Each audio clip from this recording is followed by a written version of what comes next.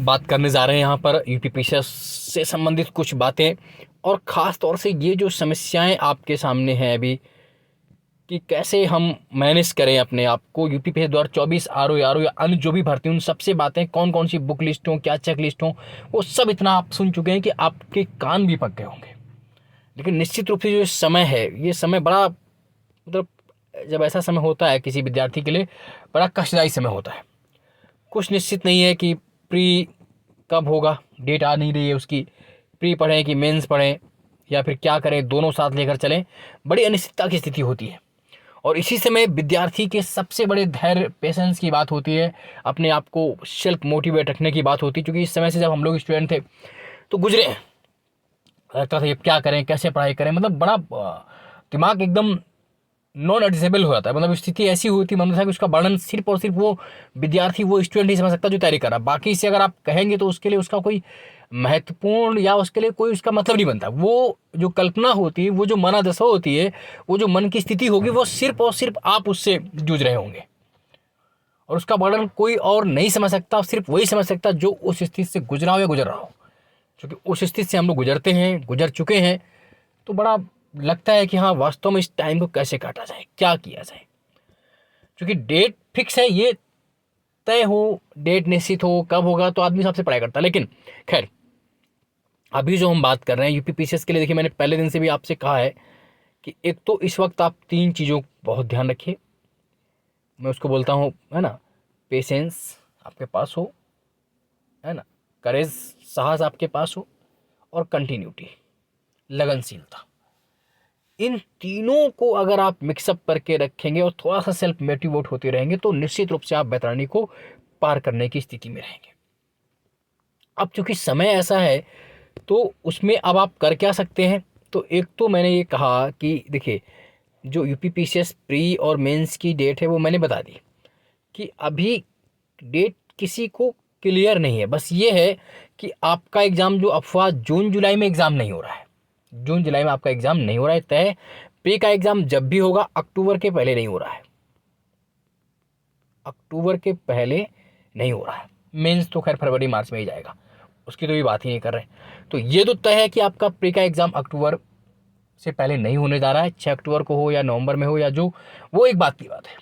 लेकिन अभी आपको क्या करना है कि अपने आप को इस आधार पे ढाल के चलना है कि जैसे मान के चलिए कि आज ही हमारा एग्ज़ाम है, समय है, तो अपनी पढ़ाई को, अब मैंने पहले दिन से भी कहा था कि आपको ऐसे बांट के रखना है कि अगर आपकी प्री में कोई समस्या है तो उस हिसाब से आप प्री को रखें, नहीं तो अन्यथा कि वो स्थितियां जो है, वो जो आप जानते हैं, वो उस हिसाब से आप करके रखेंगे तो बेहतर पाएंगे।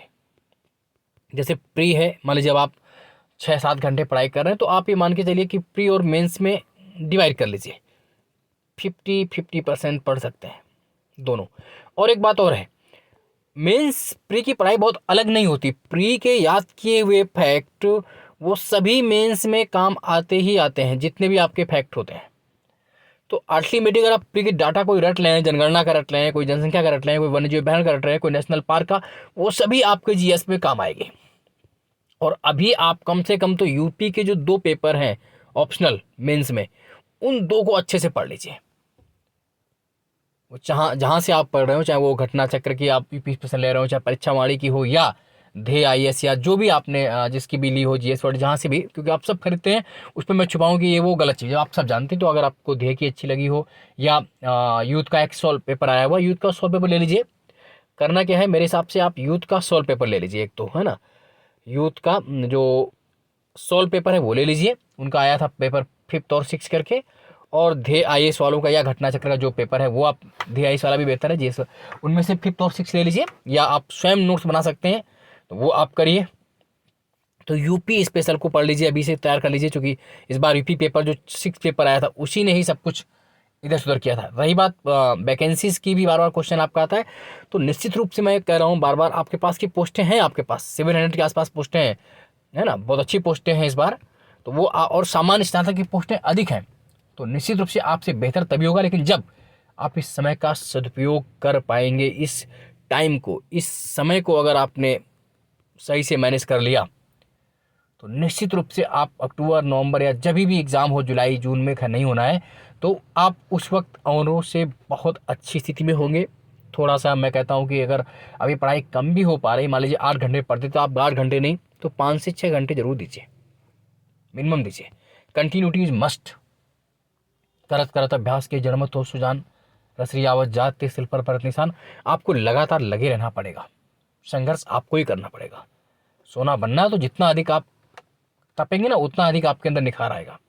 समय मिल गया है आपको, बेहतर है। अब उसके अलावा ऑप्शन भी आपके पास क्या बताइए। अधिकतम ऑप्शन आपके पास सिर्फ और सिर्फ स्टडी है और तो कुछ है नहीं। सीटें भी अच्छी हैं, समय भी अच्छा मिल गया है, तो फिर आप क्यों देर कर रहे हैं। 4 बार 24 गज अंगुलष्ट प्रमाण, ताव पर बैठो सुल्तान मत चुको चौहान। तो इस बार आपको चुकना नहीं है, आपको दिखा देना है कि आपके पास भी वो कला है, वो क्षमता है और वो धैर्य है जिसकी आवश्यकता एक कैंडिडेट को होती है। जब हम लोग इस स्थिति से गुजरते थे तो यही सोचते थे कि चलो आज नहीं कल बेहतर होगा, और उस कल की प्रतीक्षा के लिए आपको आज संघर्ष करना पड़ेगा। तो कल का भविष्य बनाने के लिए आज जो मौका मिला है, इस गर्मी में तपिए और थोड़ा सा संघर्ष करिए, अपने अंदर मोटिवेट रखिए, और जो आपको सबसे बेहतर लगता हो, जो आपको सबसे अच्छा लगता हो काम करना, जो आपकी हॉबी हो, जो आपका पैशन हो, हॉबी हो, जरूर करिए। हॉबी का एक टॉपिक इंटरव्यू में भी कॉलम होता है। तो अगर आपकी हॉबी क्रिकेट खेलना है, सिंगिंग है, डांसिंग है, कुकिंग, व्हाटएवर जो भी जिसकी है, वो जरूर 1 आध घंटे लगाकर करिए। निश्चित रूप से आप अपने समय को पा लेंगे और आप कुछ बेहतर कर पाएंगे। मैच देखते हैं तो क्रिकेट अभी वर्ल्ड कप आने वाला है आपके सामने, उसको भी इंजॉय करिए, बहुत लंबा नहीं चलता है। मतलब बिल्कुल आप ये मान के चलिए कि आपको पढ़ाई करनी है, इतनी करनी है कि आपका बैलेंस नहीं बिगड़े, है ना। आप कोई स्वामी मत हो जाइए, कोई संत नहीं होना है। अपना एंजॉय करिए, जो आपके पास है मौका, मैच खेलते मैच खेल लीजिए, गाना गाते गाना गा लीजिए, घूम लीजिए, जो भी करना वो करते रहिए। और उससे क्या रहेगा कि आपके पास पॉजिटिव एनर्जी आती रहेगी और आप पुनः अपने लक्ष्य की ओर बढ़ पाएंगे। घुग्गू की तरह मत बैठिए। एक पक्षी होता है घुग्गू, में क्लास में बोलता हूँ, घुग्गू क्या होता है, एकदम जड़ भरत हो जाता है, उसे दिन दुनिया से कोई मतलब नहीं। पत्थर मारो तब भी वैसे, बात करो तब भी वैसे, वैसा नहीं। आप एक्टिव है, अपने काम भी करिए, थोड़ा एंजॉय बढ़ाइए और फिर पढ़ाई करिए। और समय का सदुपयोग अगर आपने कर लिया तो निश्चित रूप से आप सफल होंगे। आपको कोई रोक नहीं सकता। आपके अंदर वो क्षमता है, वो ताकत है जो किसी के पास नहीं है। आप सिविल के स्टूडेंट हैं, आप निश्चित रूप से औरों से बेहतर हैं, तभी आप इस एग्जाम की ओर आए हैं। और अगर आए हैं तो आपको अपना पूरा फैशन, आपकी पूरी जिम्मेदारी, एंथुसियाज्म, जील के साथ आपको जूझना पड़ेगा। आपका उत्साह, आपका स्वयं का उत्साह ही आपका उत्साह है। किसी और के उत्साह और किसी और के मोटिवेशन से आपको मोटिवेट नहीं होना है। आप अपने अंदर की क्षमताओं को जगाइए, दुगना करिए, घूमिए, खेलिए, आनंद करिए, पढ़िए, मस्त रहिए। और जल्द ही चुनाव आचार संहिता हटते ही आपकी एग्जाम डेट आ जाएगी, वो भी बता दिया जाएगा। और चैनल को लाइक, सब्सक्राइब, शेयर कर लीजिए। मिलते हैं अगले वीडियो में। आज के लिए इतना ही। जय हिंद, जय भारत, धन्यवाद।